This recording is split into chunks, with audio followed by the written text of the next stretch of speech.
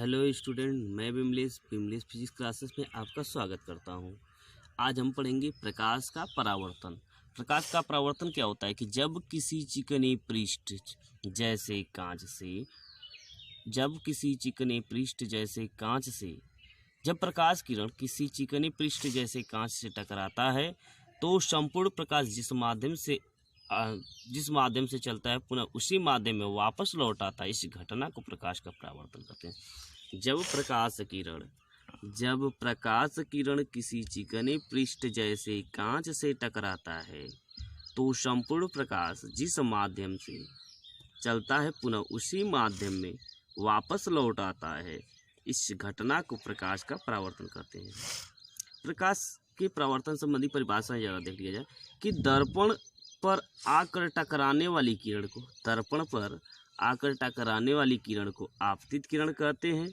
दर्पण से टकरा कर वापस लौटने वाली किरण को परावर्तित किरण कहते हैं। आपतित किरण और परावर्तित किरण के बीच डाले गए लंब को अभिलंब कहते हैं। आपतित किरण और अभिलंब के बीच बने कोण को आपतन कोण कहते हैं और परावर्तित किरण और अभिलंब के बीच बना कोण को परावर्तन कोण कहते हैं। आपतित किरण, परावर्तित किरण तथा अभिलंब जिस बिंदु पर मिलते हैं उसे आपतन बिंदु कहते हैं। जरा इसको समझ लेते हैं कि क्या होता है क्या प्रकाश का परावर्तन। विधिवत लिखा गया है प्रकाश का परावर्तन जब प्रकाश की किसी चिकने पृष्ठ जैसे कांच से टकराता है तो संपूर्ण प्रकाश जिस माध्यम से चलता है पुनः उसी माध्यम में वापस लौट आता है। इस घटना को प्रकाश का परावर्तन कहते हैं। जब प्रकाश की किसी चिकने पृष्ठ जैसे कांच से टकराता है तो संपूर्ण प्रकाश जिस माध्यम से चलता है पुनः उसी माध्यम में वापस लौट आता है।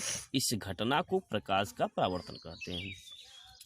बताया कि दर्पण पर आकर टकराने वाली किरण को आपतित किरण, मतलब जो किरण दर्पण पर आकर टकराती है उसे आपतित किरण कहते हैं। तो वही लिखा गया कि दर्पण पर आकर टकराने वाली किरण को आपतित किरण कहते हैं।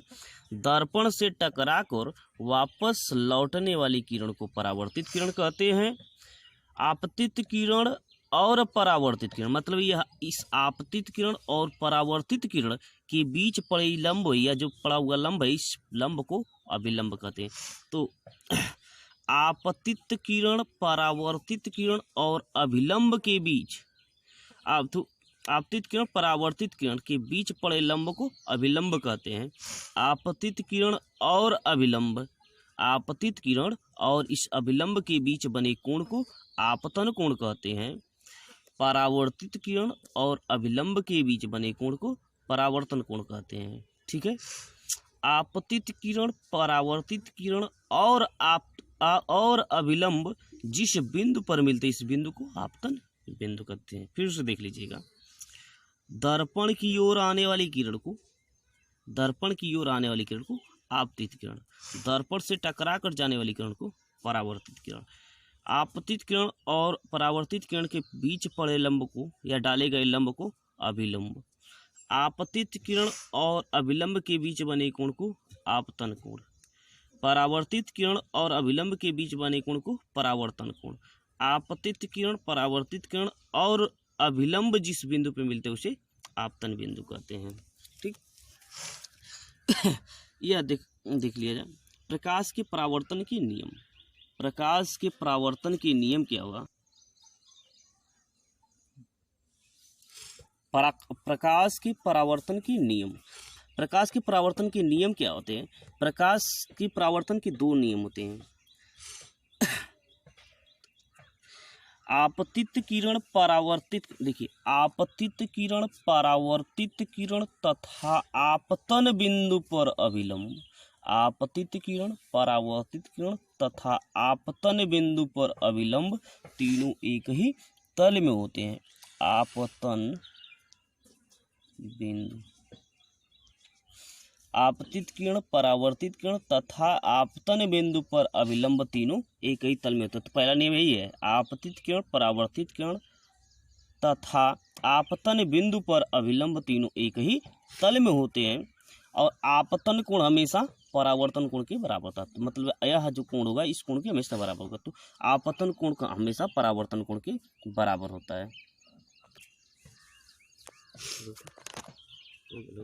तो कल कहो वाले ना, चलो तो सेकंड आपतित किरण, परावर्तित किरण तथा आपतन बिंदु पर अभिलंब तीनों एक ही तल में होते हैं या तीनों एक ही तल में पाए जाते हैं। आपतन कोण हमेशा परावर्तन कोण के बराबर होता है। परावर्तन के दो नियम होते हैं। पहला, आपतित किरण, परावर्तित किरण तथा आपतन बिंदु पर अभिलंब तीनों एक ही तले में होते हैं और आपतन कोण हमेशा परावर्तन कोण के बराबर होता है। आपतन कोण I बराबर परावर्तन कोण R। बिमलेस फिजिक्स क्लासेस को लाइक करें, शेयर करें और सब्सक्राइब करें।